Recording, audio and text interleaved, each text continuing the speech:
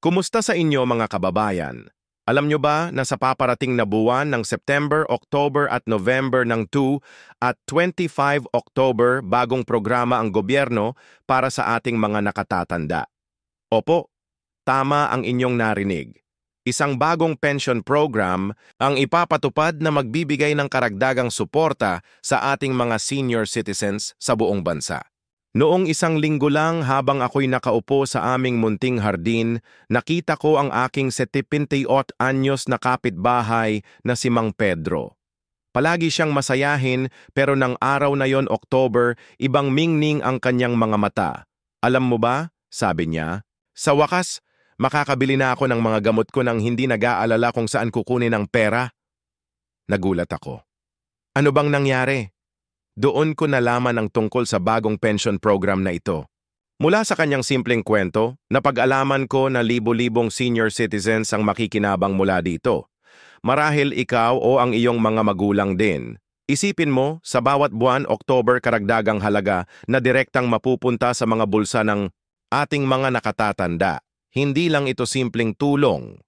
Ito pagkilala sa kanilang mga naging kontribusyon sa ating lipunan, sa kanilang mga taon ng sipag at tiyaga. Pero bago tayo magpatuloy, dapat kong sabihin maraming maling impormasyon ang kumakalat tungkol sa bagong programa na ito. October nagsasabi na mahirap daw ang proseso na kailangan ng napakaraming dokumento o na limitado lang ito sa ilang lugar sa Pilipinas. Hindi po totoo ang mga ito. Sa video na ito, tatalakayin natin ang lahat ng detalye kung sino ang kwalipikado, magkano ang matatanggap, paano mag-apply, at kailan magsisimula ang pamamahagi. Ibabahagi ko rin ang mga kwento ng mga senior citizens na tulad ni Mang Pedro at kung paano nagbago ang kanilang buhay dahil sa bagong pension program na ito. Kaya, huwag nang mag-atubili. I-like na ang video na ito. I-share sa inyong mga kapamilya at kaibigan na may mga senior citizens at manood hanggang sa dulo para malaman ang lahat ng detalye tungkol sa bagong pension program na ito. Salamat sa patuloy na panunood. Ngayon, simulan na natin ang pagtukla sa lahat ng mahahalagang detalye tungkol sa bagong pension program para sa ating mga nakatatanda.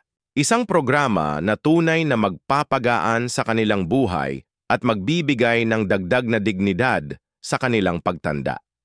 Noong nakaraang taon, naging saksi tayo sa iba't ibang hamon na kinaharap ng ating mga senior citizens.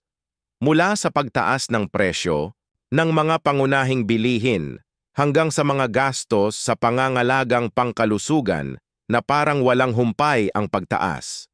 Napakahirap para sa kanila lalo na samga walang ibang pinagkukunan ng kita maliban sa kanilang kasalukuyang pensyon. Kung Oktoberon man si Aling Maria, isang 72 anyos na dating guro mula sa Batangas, ay nagsabi sa akin, "Anak, minsan kailangan kong pumili.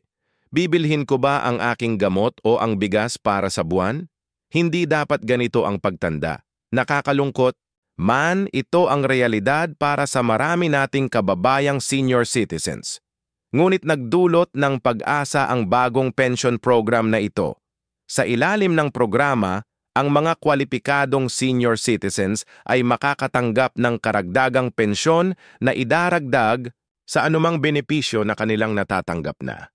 Ang karagdagang halagang ito ay makakatulong sa kanila na matugunan ang kanilang mga pangunahing pangangailangan at maaaring gawing mas komportable ang kanilang pagtanda.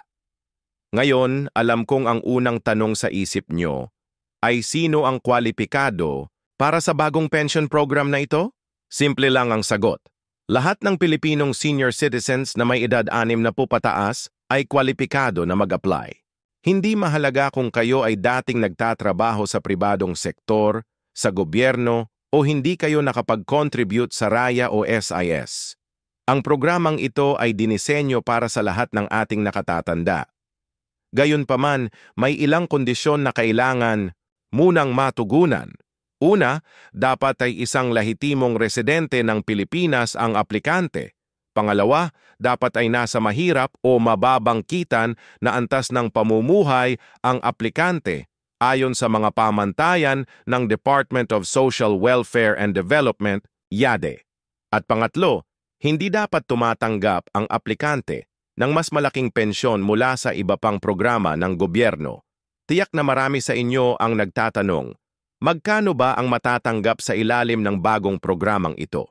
Ayon sa inilabas na impormasyon, ang bawat kwalipikadong senior citizen ay makakatanggap ng A3,000 hanggang 1,000 bawat buwan depende sa kanilang sitwasyon. Mas malaki ang matatanggap ng mga senior citizens na October mga seryosong kondisyong medical o walang ibang pinanggagalingan ng kita.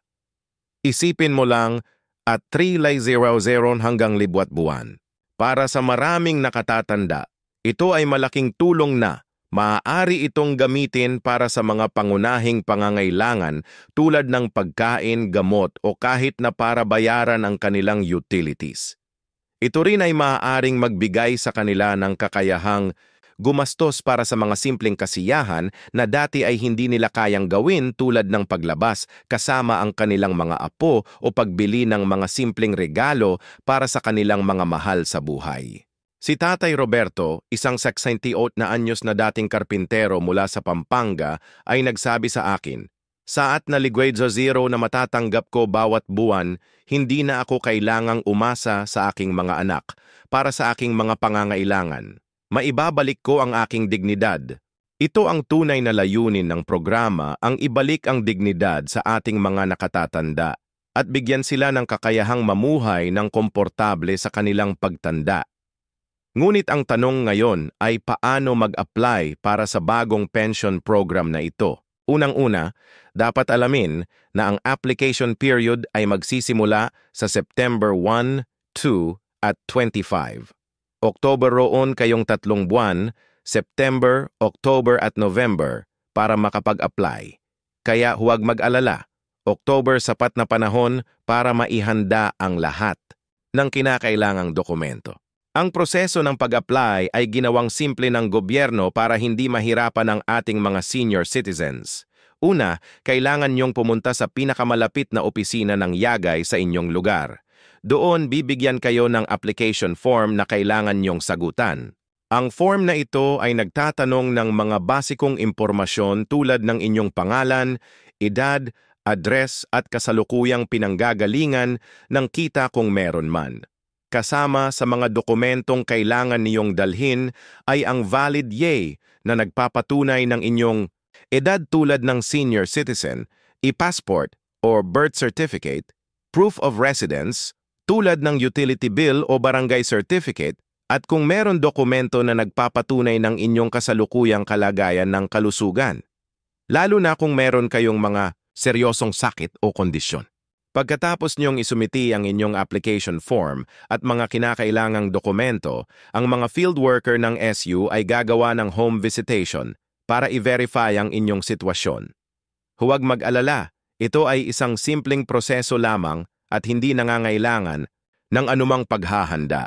Ang layunin lamang nito ay para matiyak na ang mga talagang nangangailangan ang makatatanggap ng tulong. Sa loob ng 30 araw matapos ang home visitation, aabisuhan kayo kung naaprubahan ang inyong aplikasyon. Kung naaprubahan, magsisimula kayong tumanggap ng pensyon sa susunod na buwan.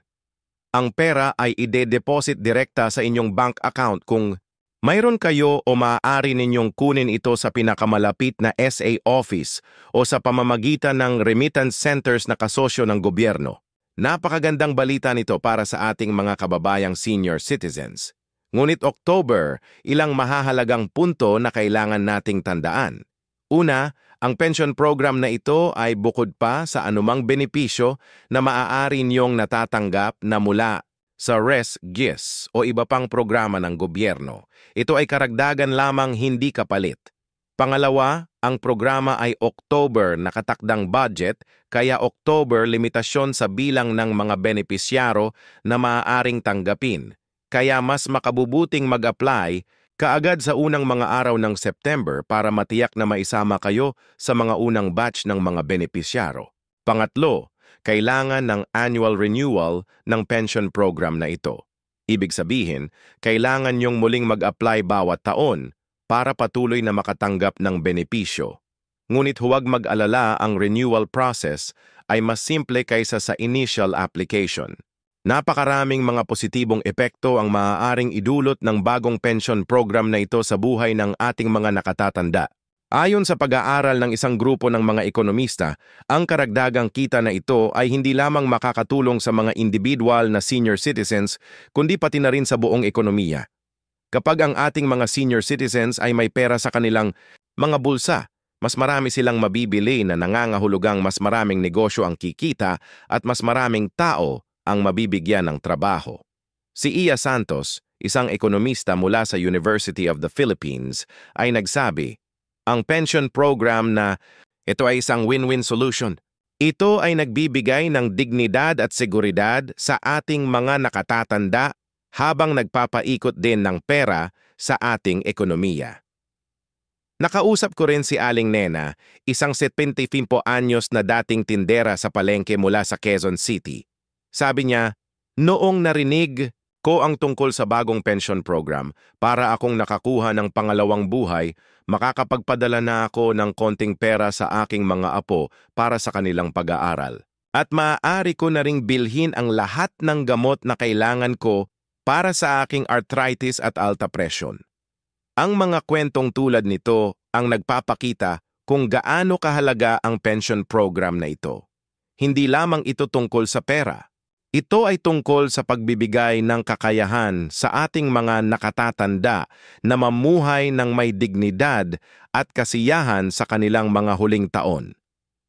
Ngunit ano ang mangyayari sa mga senior citizens na hindi makakapag-apply sa loob ng 3 buwan na application? Period? Huwag mag-alala. Ayon sa YAHE, magkakaroon ng second wave ng applications sa huling bahagi ng taon, maaaring sa October hanggang Disyembre. Para sa mas marami pang updates tungkol sa pension program at iba pang